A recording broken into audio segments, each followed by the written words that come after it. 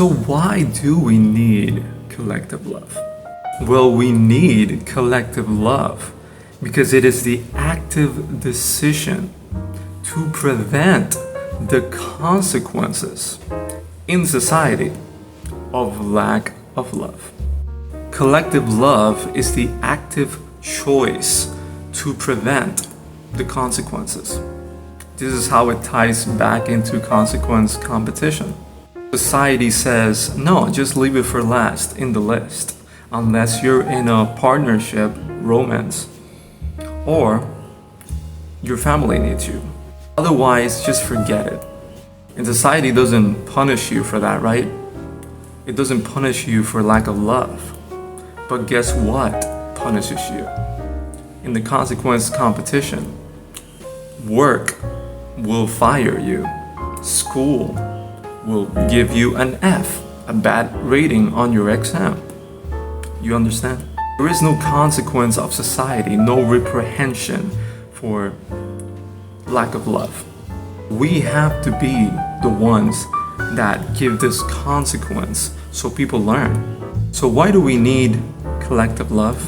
Because it is the active decision to prevent the consequences in society. It is to say and recognize that we have to do our part and that love has to be a part of our routine, not just something we leave for last in our consequence competition list. Why do we need collective love? Well, because the consequence is loneliness, depression, mental health issues, bullying, or God forbid, someone takes their own life. Now, of course, there are more consequences. Collective love also includes things like charity, if you can. It includes things like the rich not helping the poor. There are many things that we all can do. I already have a video about 20 things, and there's even more than that. So honestly, there's no excuse, literally none. Because collective love is not a big act. Symbolically, it is. It's a seed that grows into a tree. But it doesn't have to take that much effort. It really doesn't. Just checking up on a person every single day can help them always feel like they have someone who cares for them. That is collective love. So with collective love, there's really no excuse. Again, it is the active decision to do something about it, about preventing something, some type of issue, because there's many. You know, charity is about focusing on the poor, and that's incredible. But there's so many issues that we can contribute to. Loneliness, again, depression, all of these things we can help. We just choose not to. Again, because we don't assign a level of urgency in the consequence competition, and neither does society. If you choose to teach, as I am doing right now, this is a way of collective love. And I'll talk about that soon in another video.